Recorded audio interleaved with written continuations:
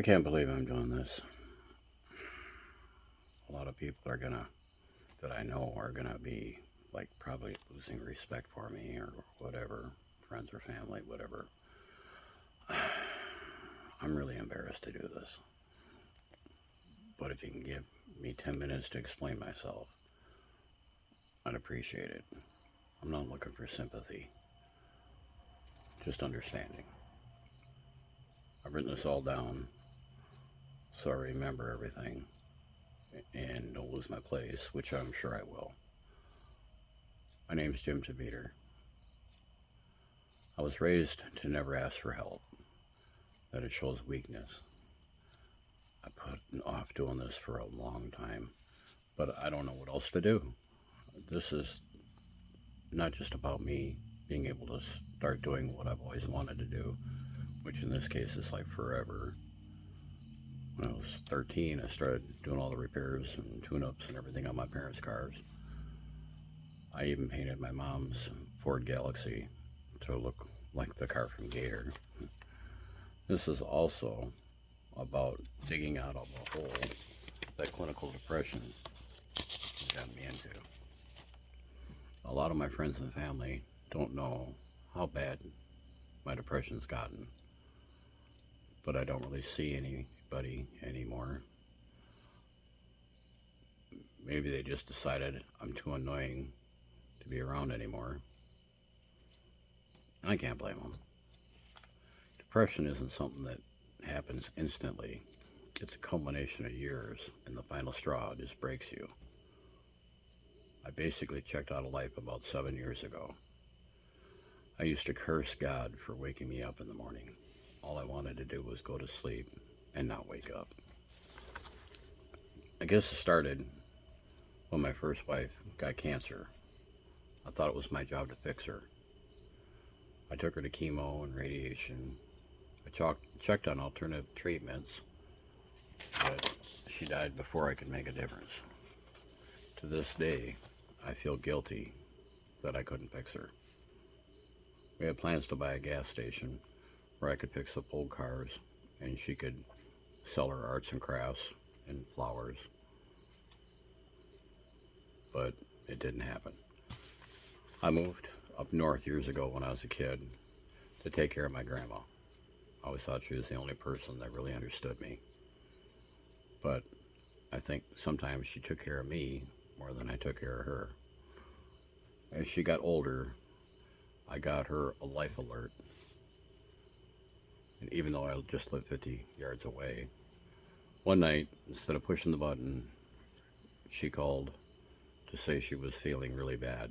I called the rescue squad, but at the hospital, they said that the inner lining between below her internal organs had ripped open and there was nothing they could do for her. She died in excruciating pain. It ripped my soul out. Next, my mom got lung cancer. Dad was in denial and couldn't deal with the situation. So I took her to all of her doctor appointments and chemo treatments. She fought for 5 years, but in the end she died. Once again, I didn't make much of a difference. A few years after my wife died, I met a wonderful woman who was dealing with her sister passing from cancer. We bonded on that point. And one thing led to another. And after dealing with my guilt about being happy again, I asked this woman to marry me. We did get married. And you guessed it, she got uterine cancer. This time it was stage 1. So I started talking to doctors, and thank goodness she had surgery. I'm glad to say she's fine now.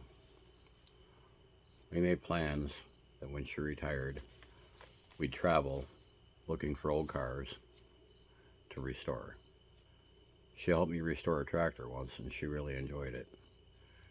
Next, my stepdaughter got a divorce and needed help starting over. But not long after she moved in, she had a stroke at 38 years old. It was pretty bad. She was hospitalized for a long time, but eventually she was able to come home with us.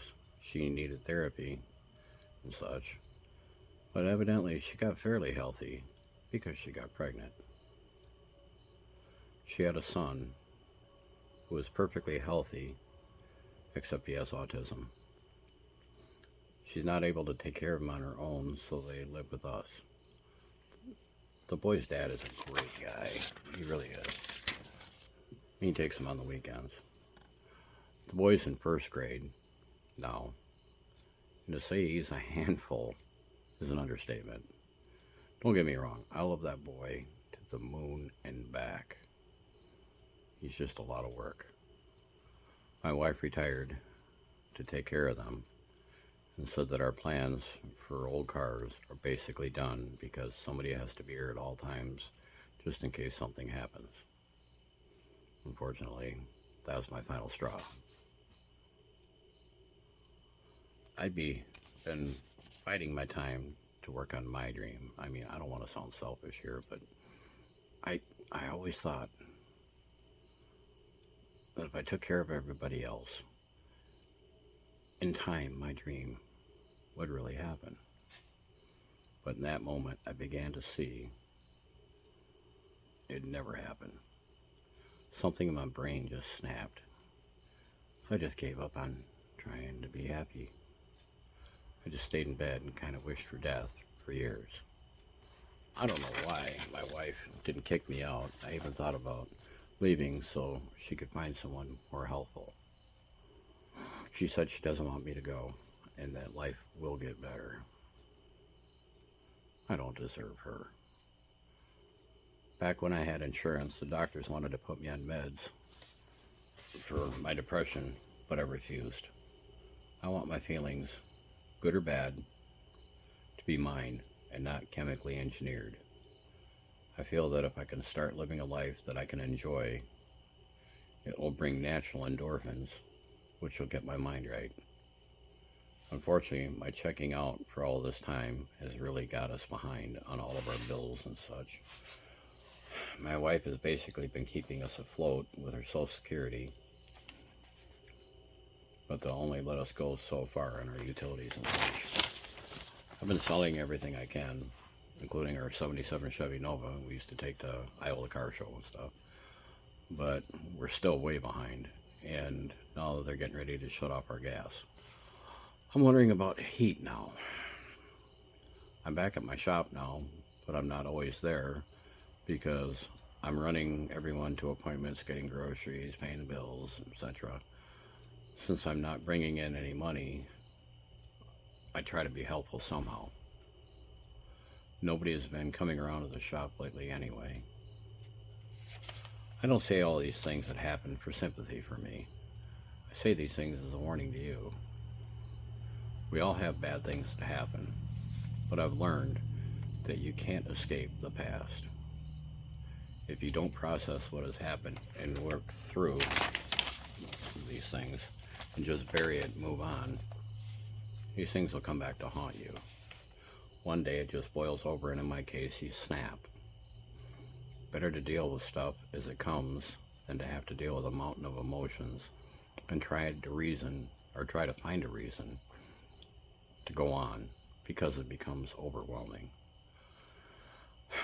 I talked to my wife, and she said that if I can come up with enough money to start fixing up old cars and catching up all of our bills and maybe fix our leaky roof, then she's fine with me chasing my dream. But I will have to travel alone to get the old cars because she'll have to stay and take care of her daughter and grandson. Like I said, she's a great wife. If I can dig my way out of this mess and get started on fixing up old cars, I'll be overwhelmingly happy.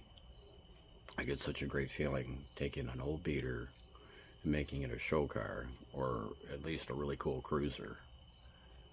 Man, it gives me such a sense of pride and self-worth. I can't even describe it. I live vicariously through people on YouTube that are doing things that I've always wanted to do.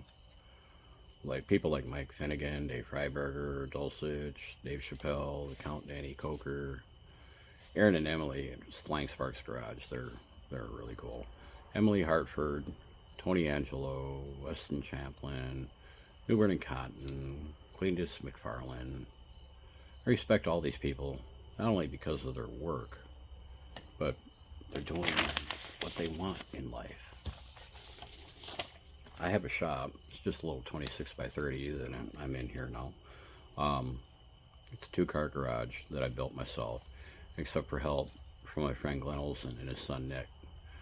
They saw me trying to rope 26-foot trusses up by myself and dropped everything to help. Glenn is one of the best human beings that I've ever met. His son Nick is pretty awesome too. I don't see them much anymore, but I'll always remember Glenn as a true friend. I started fixing up cars out of that garage shortly thereafter, but modern cars was never the dream. I thought it was a means to an end, but I guess not. My real hero is Derek Bierry. If I could emulate anyone, he's the one. What he does at Vice Grip Garage is exactly what I want to do, albeit on a much smaller scale. Okay, I know $45,000 is a whole lot to ask for. I'm told that after fees and taxes, I might get half of that. I know that's still a lot of money, but I know it'll take at least that. Or if I could get close to that, I could do a whole lot. But at any rate, I guess if I'm going to dream, I got to dream big. I thought that if this actually happens, I could start my own YouTube channel. Not only about the cars, but also other things that can get me out of my depression, like fixing up our house, cleaning up our yard, trees are getting overgrown and what have you. Fix up my garage, maybe even get a babysitter and take my wife away for a weekend. Lord knows she deserves it. If it happens, I thought I'd call the channel Out of the Darkness. What do you think? That way you can see how much your help has affected us. I think I've been afraid of doing this for fear that if it doesn't work, how far it'll put me into the darkness myself. But if I live in fear, nothing's going to change. Grandma always said that people are basically good and will help their fellow man when they're able to. We'll see. I'm going to be 59 in a couple of weeks, and I feel like the clock is ticking. And if I don't make something happen before it's too late, I have to make something happen before it's too late. If it doesn't happen, then I guess it's God's will, and that'll be that. I guess I will have to get a job at Walmart or something.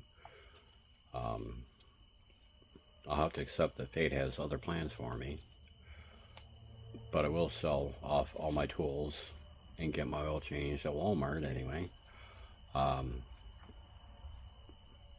and quit working on vehicles altogether. I don't say this as some kind of whiny threat, but as a way of accepting that my dream was unattainable. Keeping tools around would be like a person quitting smoking and keeping a pack on hand. Keeping my tools would just be a reminder of what can never be. Well, that's about it. Please don't judge me too harshly for bearing my soul. I just wanted to be honest as humanly possible. If you can't or won't help, please forward this link to someone you think might want to help. Well, the ball's in your court, folks. If you feel I'm deserving, thank you. If not, I understand. At any rate, thanks for letting me rant. Thank you.